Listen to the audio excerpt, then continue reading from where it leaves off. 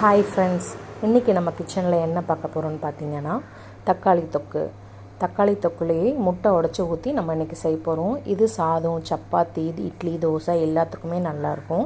அதுக்கு இன்றைக்கி ஒரு கடாயில் நல்லா 2-3 ஸ்பூன் தாராளமாக எண்ணெய் சேர்த்துக்கோங்க. எண்ணெய் காஞ்சதுக்கப்புறம் அதில் கடுகு, பூண்டு, கருவேப்பிலை இதெல்லாம் போட்டு நல்லா தாளித்த உடனே ஒரு 2 மீடியம் சைஸ் வெங்காயத்தை நான் இன்றைக்கி நறுக்கி சேர்த்துருக்கேன். வெங்காயம் நல்லா வதங்கிக்கிட்டே இருக்கட்டும்.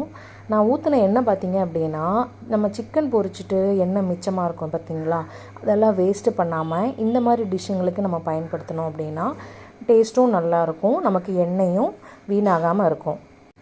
சில பேர் அந்த எண்ணெயை கீழே கொட்டிடுவேன்னு சொல்லுவாங்க. நம்ம மிடில் கிளாஸ் ஃபேமிலி இல்லையா, நமக்கு அதெல்லாம் செட் ஆகாதுங்க. இப்போ பார்த்திங்கன்னா இதில் 2 ஸ்பூன் குழம்பு மிளகாய் தூள் நான் சேர்த்துக்கிட்டேன். வெங்காயம் வதக்கும் போதே இதில் நான் குழம்பு மிளகாய் தூள் சேர்த்துக்கிட்டேன்.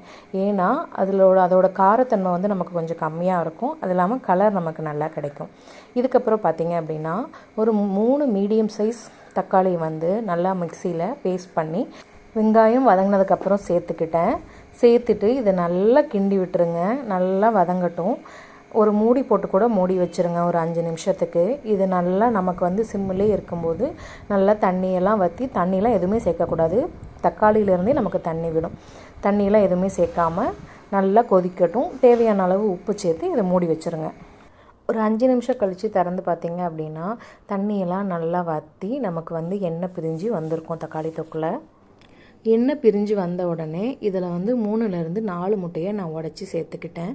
முட்டையை உடச்சி சேர்த்துட்டு இதை 5 நிமிஷத்துக்கு அப்படியே மூடி வச்சிட்டோம் அப்படின்னா நல்ல டேஸ்டான முட்டை தக்காளி தொக்கு ரெடி ஆகிரும். இதை நான் இன்றைக்கி சப்பாத்தியோடு சர்வ் பண்ணியிருக்கேன். நீங்கள் இட்லி, தோசை, சப்பாத்தி எதுக்குனாலும் சேர்த்து சாப்பிடுங்க. தேங்க்ஸ் ஃபார் வாட்சிங்.